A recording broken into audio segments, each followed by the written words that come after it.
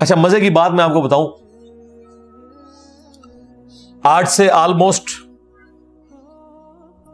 800 سال پہلے امام ابن جوزی گزرے ہیں رحمہ اللہ تعالی، المتوفى 597 ہجری. یہ شیخ عبد القادر جیلانی المتوفى 561 ہجری کے شاگرد بھی ہیں. محدثین میں بڑا مقام ہے ابن جوزی کا. یہ ابن قیم جوزی نہیں ہے جو ابن تیمیہ کا شاگرد ہے، یہ ابن تیمیہ سے بھی 200 سال پہلے گزرے ہیں. ابن تیمیہ بھی انہیں بہت بڑا محدث مانتے ہیں. انہوں نے الموضوعات، بڑی گھڑی ہوئی بڑی بڑی حدیثیں، وہ کتاب بھی لکھی ہے جس میں انہوں نے یہ بھی لکھا ہے کہ جو حدیث حضرت معاویہ کی شان میں ہوگی نا، یہ بھی اس بات کی نشانی ہے کہ یہ گھڑی ہوئی حدیث ہے. گھڑی ہوئی حدیثوں کی کچھ نشانیاں بتائی ہیں، ان میں سے ایک یہ بتائیے جو حضرت معاویہ کی شان میں ہوگی نا تو سمجھ لو کہ یہ گھڑی ہوئی حدیث ہے. اب یہ بہت بڑے محدث ہیں. ان کے زمانے میں ایک ناصبی تھا عبد المغیث، اس نے یزید کے فضائل کے اوپر کوئی رسالہ لکھا تو ابن جوزی غصے میں آئے، انہوں نے ایک کتاب لکھی جو کتاب محدثین کے ہاں اتھینٹک مانی جاتی ہے. ابن تیمیہ نے بھی اس کی تعریف کی ہے، ابن کثیر نے بھی کی ہے. الرد علی المعتصب العنید المانع من ذم یزید. یہ اس متعصب ضدی شخص کے رد پہ لکھی جا رہی ہے کتاب جو یزید کو برا کہنے کو غلط سمجھتا ہے اور منع کرتا ہے. اس زمانے میں ایک یزیدی تھا عبد المغیث، اس کے رد پہ پھر انہوں نے طبیعت صاف کی ہے ان لوگوں کی.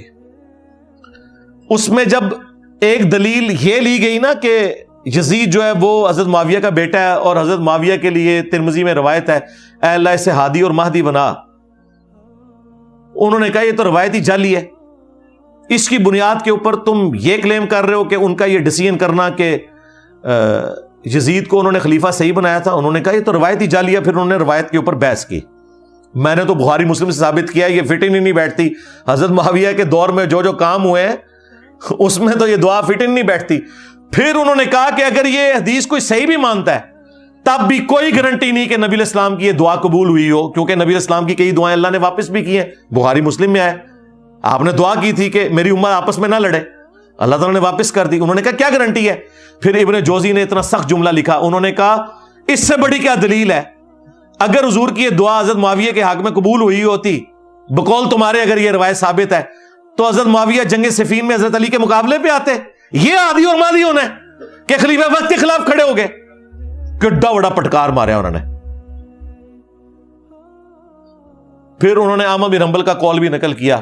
جب ان سے پوچھا گیا کہ یزید کے بارے میں آپ کا کیا موقف ہے، انہوں نے کہا یہ وہی ہے جس نے اہل مدینہ کے ساتھ جو کیا. پوچھا کیا کیا؟ کہا ان کا مال لوٹا، انہیں قتل کیا. تو شاگرد نے کہا صحابی کا بیٹا ہے، حدیث لے لی جائے. انہوں نے کہا حدیث کیا، ایک حدیث بھی اس سے نہیں لینی.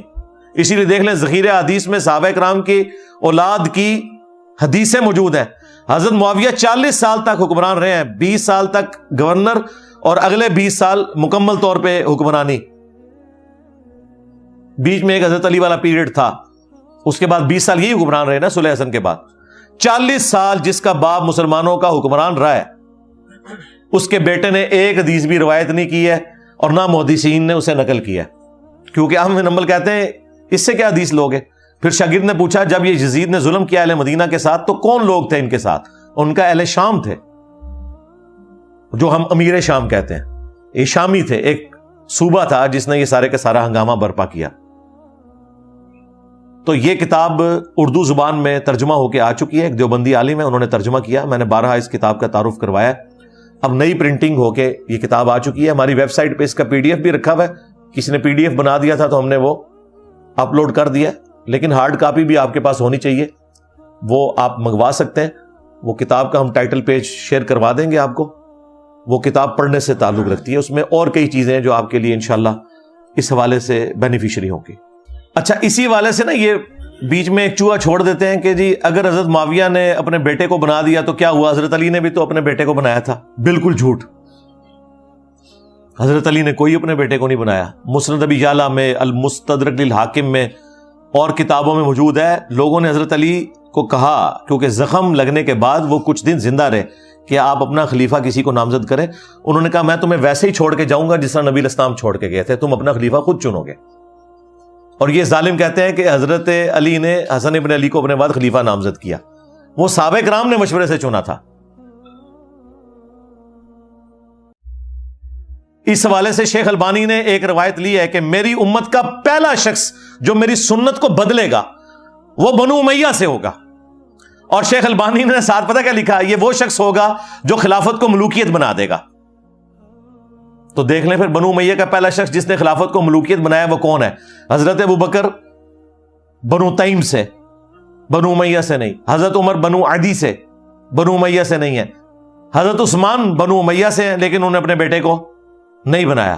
اس کے بعد حضرت علی بنو ہاشم سے ہیں. اس کے بعد حسن ابن علی کے 6 مہینے. پھر حضرت معاویہ رضی اللہ تعالیٰ عنہ بنو امیہ سے ہیں. انہوں نے اپنے بیٹے کو بنایا. جی بنایا، وہ ہم آپ کو پہلے بتا چکے ہیں. تو شیخ البانی جو محدث اعظم سعودیہ تھے، اس دور کا امام بخاری ان کو مانتے ہیں، اہل حدیث بھی اور دیوبند بھی اور بریلوی بھی وقت آنے پہ انہیں کوٹ کر دیتے ہیں. انہوں نے اشارتاً کہا کہ یہ وہ شخص ہوگا جو خلافت کو ملوکیت میں بدل دے گا. میری امت میں پہلا شخص جو میری سنت کو بدلے گا. تو یعنی انہوں نے نام لیے بغیر بتا دیا کہ یہ بندہ کون ہے؟ یزید کے ابا جی. ٹھیک ہو گیا. 5واں جھوٹا دفاع. وہ کہتے ہیں نہیں حضرت علی کا جو اپنا بیٹا ہے محمد بن حنفیہ، اس نے تو بڑی تعریف کی ہے یزید کی. ہم پوچھتے ہیں کہاں لکھا ہوا ہے؟ کہتے ہیں تاریخ میں لکھا ہوا ہے. تاریخ میں اگر 5% باتیں یزید اور ان کے والد کے حق میں ہے نا تو 95% ان کے خلاف ہیں. بلکہ ایمان ثابت کرنا بھی مشکل ہو جائے گا اگر تاریخ تبری کے حوالے ہم نے پیش کیے تو. حدیث سے بات کرو. جی حدیث میں تو اس طرح کی کوئی بات نہیں. آپ کو پتہ ہے ہماری باتیں حدیثوں میں تو نہیں نکلتی. جی ہمیں پتہ ہے، یہی تو ہم رونا رو رہے ہیں. لیکن وہ تاریخ میں تو ہے. جی ہم کہتے ہیں وہ جو تاریخ تم پیش کر رہے ہو وہی پوری پڑھ کے بتا دو. ابن کثیر نے نقل کی ہے یہ مردود روایت، لیکن یہ روایت پوری نہیں پڑھ سکتے، وہ ان کے گاٹے فٹ ہو جائے گی. اس روایت میں پتہ کیا ہے؟ عبداللہ ابن مطیع صحابی محمد بن حنفیہ کے پاس آتے ہیں جو تابعی ہیں، جو حضرت علی کے بیٹے ہیں حنفیہ نامی عورت سے. انہیں آگے کہتے ہیں کہ حضرت آپ کا بھائی حسین شہید ہو گیا، یزید حکمران بن گیا، آپ کیوں نہیں قیام کرتے؟ تو ساتھ ہی کہا کہ اہل مدینہ میں سے کچھ لوگ شام سے آئے ہیں، انہوں نے یزید کو اس حال میں پایا ہے کہ وہ تارک الصلاح ہے، وہ شراب پیتا ہے اور کتاب و سنت سے تجاوز کرتا ہے.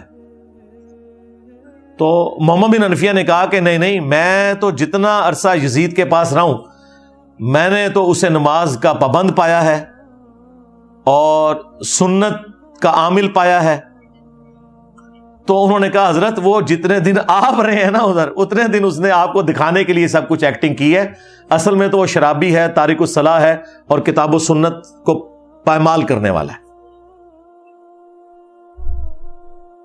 اب یہ پوری روایت تھی. انہوں نے آدھی لے لی کہ محمد بن حنفیہ نے کہا میں اسے نماز کا پابند پاتا ہوں، جبکہ صحابی کہہ رہا ہے کہ وہ شرابی ہے، تارک الصلاح ہے، کتاب و سنت کا مذاق اڑاتا ہے. اب مجھے بتائیں صحابی اور تابعی کی بات ٹکرائے تو کس کی بات مانی جائے گی؟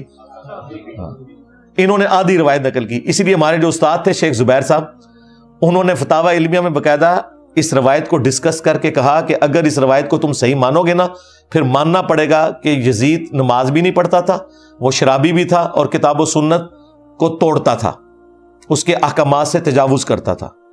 بہتر یہ ہے کہ اس روایت سے جان چھڑا لو. انہوں نے کہا میرے نزدیک یہ پوری روایت ثابت ہی نہیں ہے، کیونکہ اگر روایت لینی ہے پھر پوری لینی ہے، آدھی تو نہیں لینی. سند تو ایک ہے اور وہ مردود سند ہے. یہ جناب جو انہوں نے ایک رٹ لگائی تھی کہ محمد بن حنفیہ نے تعریف کر دی، لو سامو اور پوری تعریف بیان کرو، پھر پتہ چلے گا صحابی کرتے ہو، صحابی کو تو تم نے چھوڑ دیا. جھوٹا دفاع نمبر 6. وہ کہتے ہیں نہیں حضرت حسین کو تو کوفیوں نے مار دیا تھا، خود شیعہ علی نے مار دیا تھا، ایم یزید کے متھے مار دیا ہے. واہ واہ، بالکل کوفیوں نے مارا تھا، لیکن وہ کوفی کون تھے؟ جو اہل شام کے انڈر تھے. یہاں پہ بھی جو کچھ ہوتا ہے نا، جب گورنمنٹ ایک ہو تو بات آتی ہے پنجاب پولیس نے یہ کیا. بھائی پنجاب پولیس وفاقی حکومت کے انڈر آتی ہے، اگر اچھا کام کرے گی تو وفاقی حکومت کے کھاتے میں ڈلے گا، برا کرے گی تو وفاقی حکومت کے کھاتے میں. وہاں پہ بھی کوفہ ایک صوبہ تھا شام کی حکومت کا. کوفی وہ تھے جو 22,000 کا لشکر لے کے آئے تھے کربلا میں، وہ کوفی تھے لیکن اس گورنمنٹ کے انڈر تھے. یہ وہ کوفی نہیں تھے جنہوں نے خطوط لکھے تھے، وہ تو صحابہ اور تابعین تھے. سلمان ابن سرد جن کی حدیث ہے بخاری اور مسلم میں، نبی علیہ السلام نے 2 بندوں کو لڑتے ہوئے دیکھا اور کہا میں ایک کلمہ ایسا جانتا ہوں یہ پڑھ لیں تو شیطان ان سے دور ہو جائے گا، ان کا غصہ ٹھنڈا ہو جائے گا. اعوذ باللہ من الشیطان الرجیم. یہ جو بخاری مسلم کی حدیث ہے اس کے راوی ہیں سلمان ابن سرد. یہ مین بندہ تھا جنہوں نے حضرت حسین کو کہا کہ وہ بڑا مر گیا اور اپنے بعد ایک چھوٹا چھوڑ گیا. اور جو لفظ انہوں نے استعمال کیا نا وہ استعمال کیا جو موسیٰ کے مخالف کے لیے ہم استعمال کرتے ہیں کہ ایک بڑے والا مر گیا اور اپنے بعد ایک چھوٹا چھوڑ گیا اپنی جگہ. اتنے سخت الفاظ. اس وقت عبید اللہ ابن زیاد کے روب کی وجہ سے وہ لوگ نکل نہیں سکے. مسلم بن عقیل کو قتل کر دیا گیا، اس سے پہلے نعمان ابن بشیر کو گورنری سے ہٹایا گیا، لیکن بعد میں توابون کی تحریک انہوں نے چلائی اور وہ شہید ہوئے سارے. اور پھر مختار ثقفی آیا، اس نے پھر عبید اللہ ابن زیاد کو بھی قتل کیا. بخاری اٹھا کے دیکھیں، ترمذی اٹھا کے دیکھیں، حضرت حسین ابن علی کا سر کاٹ کے عبید اللہ ابن زیاد گورنر کوفہ جو یزید کا تھا اس کے سامنے تشت میں پیش کیا گیا. اللہ کی لعنت، اللہ کے فرشتوں کی لعنت، تمام لعنت کرنے والوں کی لعنت جنہوں نے اہل البیت کو یوں ظلمن شہید کیا. آمین. تو وہ چھڑی سے ان کے چہرے مبارک کو چھیڑنے لگا اور ان کے حسن میں کوئی کلام کرنے لگا. تو انس ابن مالک پاس کھڑے تھے، وہ اتنا ہی کر سکتے تھے، بوڑھے ہو چکے تھے، 90+ تھے. انہوں نے کہا کہ رسول اللہ کے سب سے زیادہ ہم شکل حسین ابن علی تھے. یہ بخاری کے الفاظ ہیں. اسی حدیث میں امام بخاری نے لکھا ہے برأس الحسین علیہ السلام. حسین علیہ السلام کا سر مبارک، علیہ السلام لکھا ہے. مولوی نے عربی میں علیہ السلام لکھا تھا، اردو میں ترجمہ رضی اللہ عنہ کر دیا، نکال ہی دیا. عربی میں لکھا ہوا ہے، آپ کھول کے دیکھ لیں، مکتبۃ الشاملہ میں بھی، اسلام 360 میں بھی عربی میں لکھا ہوا ہے، اردو میں رضی اللہ عنہ لکھا ہوا ہے. اور جب زید بھائی مجھے ملنے آئے نا، میں نے کہا یہ دیکھ لیں، انہیں یقین ہی نہیں آیا. کہتے ہیں یار یہ انہوں نے کیا ہوا ہے. میں نے کہا یہ اچھا ہے، اس کو چینج کرنے کی ضرورت نہیں ہے، ہم نے بتانا ہے بعد میں بھی کہ کیا کام ڈالتے ہیں. انہوں نے دارالاسلام والوں سے اٹھایا تھا، میں نے کہا اسی طرح ہی رہنے دیں تاکہ ہم دکھا سکیں بعد میں. sunna.com بہت بڑی ویب سائٹ ہے جس پہ حدیث کی کتابیں ہیں. عربی میں علیہ السلام لکھا ہے، اردو میں رضی اللہ عنہ لکھا ہوا ہے. ایک فرقہ وارانہ اس چیز کو دھڑاڑ کو قائم رکھنے کے لیے. تو عبید اللہ ابن زیاد جس کے سامنے حضرت حسین کا سر کاٹ کے رکھا گیا، وہ کوفی تھا لیکن گورنر تھا شامیوں کی طرف سے. لہذا یہ کہنا کوفیوں نے مار دیا تھا ظالموں، یہ وہ کوفی تھے جو حضرت حسین کے مخالفین تھے، نہ کہ وہ شیعان علی کے جنہوں نے حضرت حسین کو وہاں پولیٹیکل سٹرگل کے لیے بلایا تھا. اور حضرت حسین لڑنے نہیں گئے تھے، بچوں کے ساتھ ایک سیاسی جدوجہد کے لیے جا رہے تھے جس کا آخری انجام قیام حسین ہی ہونا تھا، لیکن اس سے پہلے ہی ان کو شہید کر دیا گیا. اسی لیے انہوں نے راستہ بھی بدلا. یہ جو کہتے ہیں جی وہ دمشق کی طرف جا رہے تھے یزید کے ہاتھوں میں ہاتھ دینے، بالکل جھوٹ ہے. وہ راستہ انہوں نے اس لیے بدلا تھا کہ انہیں پتہ چل گیا تھا کہ مسلم بن عقیل شہید ہو چکے ہیں، یہ مجھے بھی کوفے تک نہیں پہنچنے دیں گے، تو میں انہیں دھوکہ دے کے دوسرے راستے سے جاؤں. لیکن ان کے پاس تو اتنی فوج تھی، انہیں بھی یہ خطرہ تھا کہ حسین ابن علی کہیں راستہ نہ بدلے، تو انہوں نے کربلا کے پاس بھی پڑاؤ کیا تھا کہ اگر اس راستے سے بھی آئے تو ہم پکڑ لیں گے، جو یہ نقشے بنا کے آپ کو بتا رہے ہوتے ہیں. اللہ کے بندو ڈر جاؤ، جھوٹ باندھتے ہو، اپنی طرف سے باتیں بنا کے منسوب کرنا شروع کر دیتے ہیں. جھوٹا دفاع نمبر 7 جو اسی کے ساتھ جڑا ہے، وہ کہتے ہیں حسین علیہ السلام نے 3 شرائط رکھ دی تھیں جی کربلا میں. انہوں نے تو خود عبید اللہ ابن زیاد کو کہا کہ مجھے یزید کے پاس جانے دو، میں اس کے ہاتھوں میں ہاتھ دے کے بیعت کر لیتا ہوں. واہ واہ واہ سبحان اللہ. اگر یہ ہو جاتا تو عبید اللہ ابن زیاد نے لڑیاں ڈالنی تھی اور کہنا تھا یزید صاحب آپ کے ابا جی جو کام 4 سال تلوار کے زور پہ نہیں کروا سکے، دیکھیں میں نے کروا لیا ہے. اور یزید اسے کتنا انعام دیتا کہ میرے ابا جی جو کام نہیں کروا سکے، کہ حسین کی بیعت نہیں لے سکے، تم نے لی ہے. ظاہر ہے اس کے بعد تو پھر بنو امیہ کی حکومت لیجیٹمائز ہو جانی تھی نا، جب بنو ہاشم نے بیعت کر لی نبی علیہ السلام کے گھر والوں نے. آپ دیکھیں مسئلہ یہی تھا کہ جب تک حضرت حسین بیعت نہیں نہ کرتے وہ حکومت جو ہے لیجیٹمائز نہیں ہوگی، وہ تلوار کے زور کے اوپر ہے. تو یہ عقل مانتی ہے کہ عبید اللہ بن زیاد یہ موقع جانے دیتا؟ کہتے ہیں دوسری شرط رکھی کہ مجھے مسلمانوں کے کسی بارڈر والے ایریا میں بھیج دیں، میں کافروں کے خلاف جہاد کروں۔ اس زمانے میں تو کافروں کے خلاف کوئی جہاد نہیں ہو رہا تھا، آپس کی خانہ جنگی تھی، یہ بھی بالکل فراڈ ہے۔ تیسرا جی مجھے مدینہ شریف واپس جانے دو۔ انہوں نے مدینہ شریف کو جانا تھا، انہیں تو راستے میں پتا تھا کہ مسلم بن عقیل شہید ہو چکے ہیں اور میرے ساتھ کیا ہوگا، ان کو تو حدیثیں پتا تھی کہ میرے بارے میں موجود ہے۔ یہ جس کتاب سے انہوں نے پیش کیا انصاب الاشراف، امام بلازری کی کتاب، اور کہتے ہیں یہ 3 شرائط موجود ہیں، اور وہ آئے دن آپ کو وہ جو ایک مماتی دیوبندیوں کا مولوی ہے نا، وہ بھی یہ بیان کرتا پھرتا ہے، پکا یزیدی ہے وہ۔ ایون آپ تو وہابی اس کو اپنے پلیٹ فارم کے اوپر لے کے آتے ہیں، بندیالوی کو، اس کی میں نے طبیعت صاف کی تھی۔ کلن وہ یاد آیا جائے، میں انہوں نے دسیا سی تو قرآن بھی نہیں آتا، ظالم کتھو چیزاں چک کے کتنے فٹ پہ کرنا ہے۔ کلن وعد اللہ الحسنہ، اس کی میں نے تفسیر پھر بیان کی تھی، قرآن سے، بخاری سے، مسلم سے۔ یہ اس نے ذلیل حرکت کی کہ اس نے کہا یہ 3 شرائط تھیں۔ انصاب الاشراف جو کتاب ہے نا، اگر اس کتاب سے یہ تم نے روایتیں ماننی ہیں تو پھر اس میں تو بہت کچھ لکھا ہوا ہے جو تمہیں ہضم نہیں ہوگا۔ اسی لیے ہمارے استاد شیخ زبیر علی زئی صاحب نے اگرچہ فضائل صحابہ کتاب میں یہ روایت نقل کی انصاب الاشراف سے، اور لکھا کہ اس کی سند حلال بن یساف تک تو درست ہے، لیکن یہ نہیں انہوں نے کنفرم کیا کہ حلال بن یساف واقعہ کربلا میں تھا یا نہیں، اور بعد میں اس کتاب سے ہی جان چھڑا لی، حلال بن یساف بھی فارغ ہو گیا۔ وفات سے پہلے انہوں نے فتاوی علمیہ میں مضمون لکھا کہ امام بلازری کی کتاب ثابت نہیں ہے، لیکن یہ انہوں نے کیوں کیا وہ آپ کو میں بتاؤں گا، یہ انہوں نے نہیں بتایا۔ یہ جب میری ان سے ڈسکشن ہوئی تو انہوں نے کہا کہ علی بھائی اگر ہم اس کتاب کو صحیح مانیں نا تو اس میں تو باقی روایتیں موجود ہیں، ان کا کیا کریں گے؟ میں 3 روایتیں پیش کرنے لگا ہوں الزامی جواب کے طور پہ، یہ نہ ہو اس کو کوئی کلپ کاٹ لے، وہ گلے پھاڑنے والے مولویوں نے میرا یہ کلپ کاٹ لیا تھا کہ اگر تم نے 3 شرائط والی کتاب انصاب الاشراف کو ماننا ہے تو اس میں یہ لکھا ہوا ہے یزید کے والد کے بارے میں کہ اس کا تابوت جہنم کی آگ میں ہے۔ جی یہ لکھا ہوا ہے، یزید کے والد کے بارے میں لکھا ہوا ہے کہ جب تم اسے دیکھو کہ میرے ممبر پہ چڑھا ہے اسے قتل کر دینا۔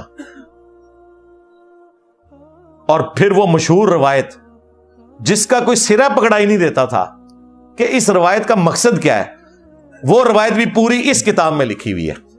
اگر اس کتاب کو صحیح ماننا ہے تو پھر آپ دیکھیں آپ کے ساتھ کیا ہوتی ہے۔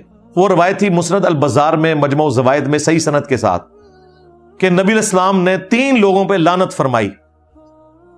آپ کے سامنے سے ایک اونٹ گزر رہا تھا، آپ نے فرمایا جو اونٹ پہ بیٹھا ہوا ہے اس پہ بھی اللہ کی لعنت، جو اونٹ کو ہانک رہا ہے اس پہ بھی اللہ کی لعنت، اور جس نے اس کی مہار پکڑی ہوئی ہے اس پہ بھی اللہ کی لعنت۔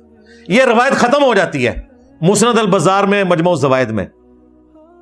اب اس روایت سے کیا رزلٹ نکلے گا جب تک یہ نہ بتایا جائے کہ اس اونٹ کے اوپر وہ شراب لے کے جا رہے تھے، ایرون لے کے جا رہے تھے، چرس لے کے جا رہے تھے، لعنت کیوں ہوئی، وہ بندے کون تھے؟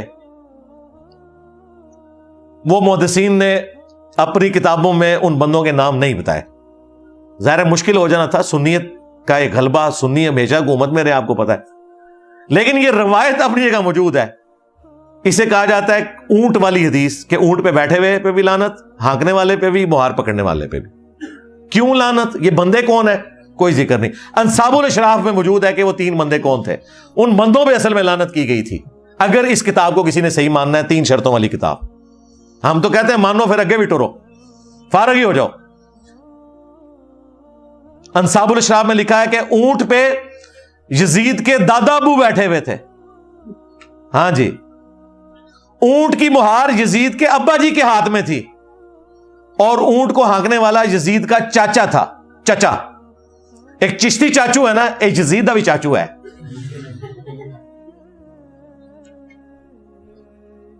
تو اب یہ 3 نام میں نے اس لیے نہیں بتایا کہ وہ پھر کلپ کو کاٹیں گے، میں نے آپ کو اشارتاً بتا دیا کہ اونٹ پہ یزید کا دادا بیٹھا ہوا تھا، مہار اس کے ابے کے ہاتھ میں تھی، اور ہانکنے والا چاچا تھا۔ نام آپ سب کو پتا ہے، ورنہ ہمارے اسٹوڈنٹس کورٹس میں خود لکھ دیں گے 3 بندوں کے نام۔ اس روایت کو پھر صحیح مانو گے؟ اسی لیے شیخ زبیر صاحب نے کہا یہ کتاب امام بلازری سے ثابت ہی نہیں، جان ہی چھڑا لی. بالکل ٹھیک کیا. آندہ کوئی 3 شرائط والی بات کرے، اسے کہو 3 شرائط والی بات کرو گے تو 3 ملعون لوگوں کا ذکر ہم کریں گے. پھر ہاں وہاں 3 شرائط، یہاں 3 وہ لوگ جن پہ اللہ کے نبی نے لعنت فرمائی ہے. پھر ظاہر ہے یہ پیرلل میں آئے گا. اور صرف لعنت نہیں، کہا کہ یزید کے باپ کا تابوت جہنم کی آگ میں ہے، یزید کے باپ کو جب ممبر پہ دیکھو تو اسے قتل کر دینا. یہ ساری روایتیں بتائیں گے. لہذا بہتر یہ ہے کہ انصاب الاشراف سے جان چھڑا لیں. ہمارے نزدیک بھی ہمارے استاد کا موقف ٹھیک ہے. یہ کتاب اگرچہ اکثر محدثین امام بلازری سے ثابت مانتے ہیں، لیکن اس کے ساتھ یہ جو خطرناک باتیں جڑی ہوئی ہیں، جو خطرناک سے بھی اگلا ورژن ہے، بہتر یہ ہے کہ اس کتاب کو آپ جان چھڑا لیں کہ یہ ساری جعلی کتاب ہے. اور ہمیں پتہ ہے کہ آپ کی جتنی باتیں وہ ویسے ہی جعلی ہیں، کوئی صحیح بھی نکلے نا. ایک بڑی مشکل سے آپ نے دریافت کی تھی، وہ مانتے مانتے آپ کو اتنا کچھ ساتھ ماننا پڑ رہا ہے کہ آپ بھی اس کتاب سے اب جان ہی چھڑائیں گے انشاءاللہ تعالی. جھوٹا دفاع نمبر 8، تھرڈ لاسٹ. وہ کہتے ہیں قسطنطینیہ والی جو بشارت ہے وہ یزید پہ فٹ ہوتی ہے. بخاری میں حدیث ہے، میری امت کا پہلا گروہ جو کیسر روم کے شہر پہ حملہ کرے گا وہ بخشے ہوئے ہیں. اچھا قسطنطینیہ کا ذکر نہیں ہے، کیسر روم کا شہر یہ ذکر ہے. اور کیسر روم کا شہر نبی علیہ السلام کے زمانے میں حمص تھا. وہ تو بعد میں وہ بھاگ کے قسطنطنیہ چلا گیا جان بچانے کے لیے، جب اسے نظر آیا کہ مسلمانوں کی فوجیں وہاں تک پہنچ جائیں گی. تو اگر اس کو مانا جائے تو یہ بشارت ابو عبیدہ ابن جرح رضی اللہ تعالیٰ عنہ پہ فٹ ہوتی ہے. اور اگر قسطنطنیہ کو آپ نے ماننا ہے تب بھی ذکر ہے پہلا لشکر. پہلا لشکر، کوئی بھی لشکر نہیں. قسطنطنیہ پہ تو درجنوں حملے ہوئے ہیں. پہلا لشکر کون سا تھا؟ وہ کہتے ہیں بخاری میں لکھا ہے کہ ابو ایوب انصاری رضی اللہ تعالیٰ عنہ اس لشکر میں شریک تھے، وہ فوت ہوئے اور یزید نے ان کا جنازہ پڑھایا. تو ثابت ہو گیا یزید جنتی ہے. ہم کہتے ہیں یہ ثابت ہوا، یہ کہاں سے ثابت ہوا کہ وہ پہلا لشکر تھا؟ اس میں تو نہیں لکھا ہوا پہلا لشکر. ہم آپ کو بتاتے ہیں وہ پہلا لشکر نہیں تھا، وہ 7واں لشکر تھا. اگر 2 لشکر بھی گئے ہونا تب بھی وہ پہلا نہیں ہے، وہ بعد والا ہے. پہلا لشکر وہ ہے جو سنن ابی داؤد میں موجود ہے. ایک صحابی کہتے ہیں ہم قسطنطینیہ پہ حملے کے لیے جب گئے، ہمارے لشکر کے امیر عبد الرحمن بن خالد بن ولید تھے، حضرت خالد بن ولید کے بیٹے، یزید نہیں تھا. اور ابو ایوب انصاری بھی ہمارے ساتھ تھے. انہوں نے ہمیں ایک آیت کی تفسیر سمجھائی. اور پھر ابو ایوب انصاری قسطنطنیہ کے تمام حملوں میں شریک ہوتے رہے، حتیٰ کہ ایک حملے کے دوران وہ فوت ہوئے اور وہیں پہ دفن ہوئے. آج بھی ان کا مزار موجود ہے ترکیے میں. اب وہ مسلمانوں کے پاس ہے نا، استنبول. تو ابو داؤد میں یہ حدیث موجود ہے کہ اس وقت جو لشکر گیا تھا اس کے امیر کون تھے؟ خالد ابن ولید کا بیٹا. اور اس کے بعد مسلسل وہ شریک ہوتے رہے حتیٰ کہ ایک حملے میں وہ فوت ہوئے. تو جس میں فوت ہوئے وہ تو بعد میں ہوگا نا، جس میں زندہ تھے وہ پہلے. تو اگر 2 بھی ہوتے تو پھر بھی وہ دوسرا ہے. ویسے یہ 7واں ہے.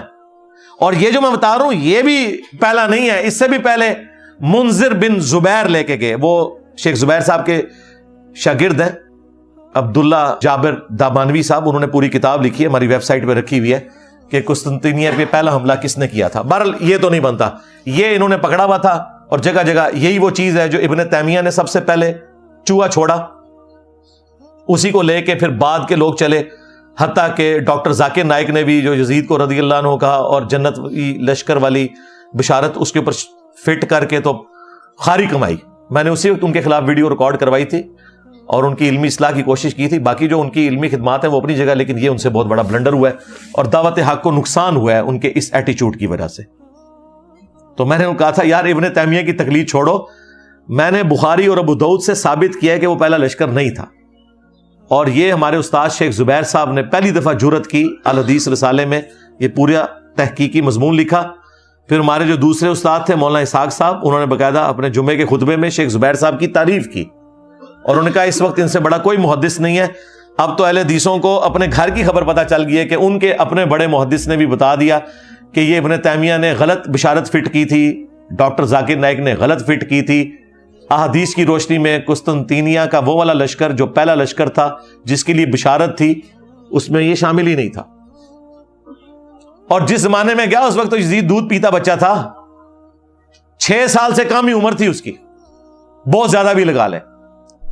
फतह तो खैर ये साहबा से भी नहीं हुआ, कुस्तुंतीनिया ताबीन से भी नहीं हुआ, तबा ताबीन से भी नहीं हुआ। ये 9वीं सदी हिजरी में नबी इस्लाम की वफात के ऑलमोस्ट 900 साल के बाद, 850 तकरीबन साल के बाद यह फतह हुआ। 19 मई 1453 सुल्तान मोहम्मद फातेह, उसके ऊपर उन्होंने एक फिल्म भी बनाई है तुर्की वालों ने। आज चल रहा है 7 मुहर्रम 1446 हिजरी मुताबिक 14 जुलाई 2024। यह फतह हुआ 19 मई 1453, यानी ऑलमोस्ट 8 से समझ लें 600 साल पहले। अर्तुगरुल की औलाद में से जो 7वां सुल्तान था, सुल्तान मोहम्मद फातेह, उसकी उम्र उस वक्त 24-25 साल थी। उसने कुस्तुंतीनिया को फतह किया, लेकिन वो फतह करने वाले के लिए बिशारत नहीं थी, बिशारत थी जिसने पहला हमला किया। वो फतह करने वाले के लिए जो बिशारत है मुस्नद अहमद में कि वो बड़ा अच्छा अमीर होगा, वो रवायत सनदन सही साबित नहीं है। लेकिन जो जन्नत की बिशारत थी वो पहले लश्कर के लिए थी। ये जनाब टोटल इनकी गेम थी जिससे इन्होंने जन्नती उसे डिक्लेयर किया हुआ था। और यूं आगे हम नहीं कहते वो जहन्नमी है, उसका मामला अल्लाह के सुपुर्द, लेकिन झूठी बिशारतें तो जन्नत की फिटरा ना करें। सेकंड लास्ट झूठा दिफा नंबर 9, कहते हैं जी अल्लाह ताला चाहे तो यजीद को बख्श भी सकता है। देखें कैसे गैर महसूस तरीके से उसकी झूठी वकालत करते हैं। कहते हैं जी आपको क्या तकलीफ है? हमें कोई तकलीफ नहीं भाई, हम तो कहते हैं सारे बख्शे जाएं, कोई मसला नहीं। ये अल्लाह का अपने बंदों के साथ मामला है, हमारे साथ कोई इसका मामला नहीं है। लेकिन आप झूठी जन्नत की बिशारतें फिट करो, ये बिल्कुल गलत है। और दूसरा, ये इतना आसान मामला नहीं है। कहते नहीं कुरान में लिखा है अल्लाह ताला चाहे तो शिर्क के सिवा हर गुनाह माफ कर सकता है। बिल्कुल, इन्नल्लाह ला यगफिरु अन युशरक बिही व यगफिरु मा दून ज़ालिका लिमन यशा। बेशक अल्लाह ताला क़यामत के दिन हर गुनाह को माफ कर देगा अगर दुनिया में तौबा ना की हुई। दुनिया में की हुई तो दुनिया में ही माफ, सिवाय शिर्क के। शिर्क आखिरत में भी माफ नहीं होना अगर बगैर तौबा के मरे। लेकिन इसके सिवा हर गुनाह माफ कर देगा लिमन यशा, जिसके लिए चाहेगा। मुराद क्या? जिसके लिए नहीं चाहेगा नहीं करेगा। शिर्क के अलावा कौन सा ऐसा गुनाह है जो माफ नहीं हो सकता? वो कुरान में लिखा हुआ है सूरत निसा में, जिसने एक मुमिन को नाहक कत्ल किया उसकी सजा हमेशा की जहन्नम है।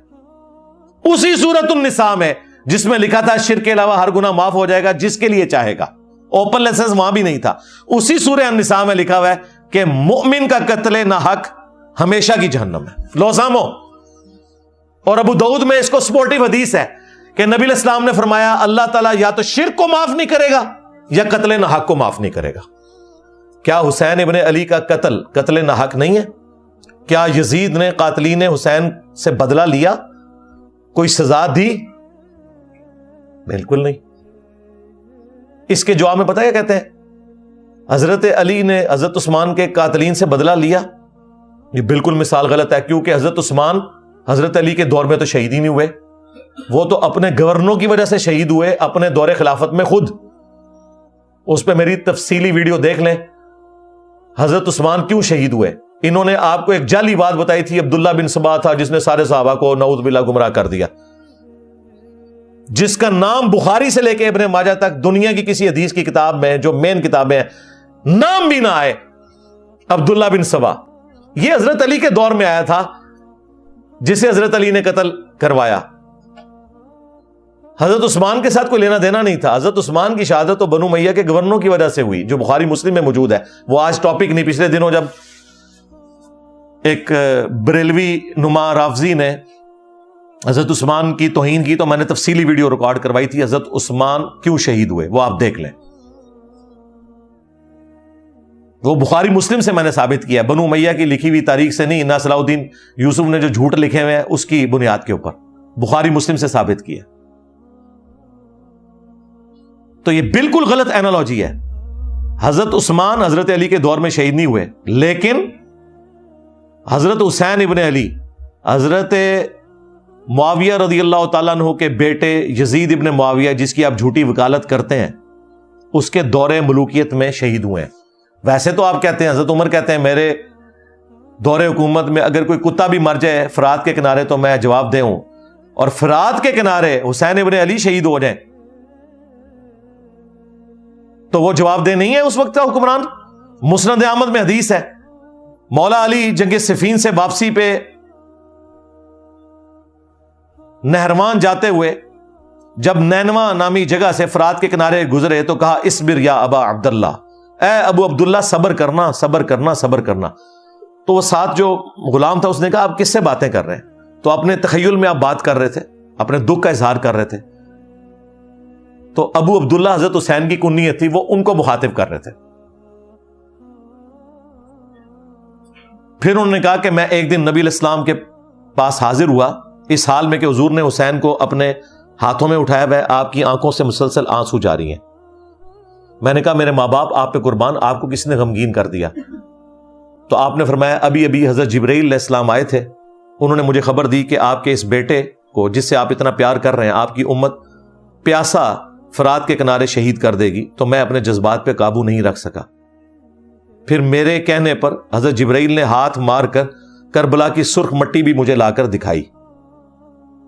تو نبی علیہ السلام کو حضرت حسین کی پیدائش کے ساتھ بتا دیا گیا تھا، حضرت حسین کو بھی پتا تھا میں نے کربلا میں مظلوماً شہید ہونا ہے، یہ کوئی چھپی ہوئی بات نہیں تھی، یہ اوپن سیکرٹ تھا۔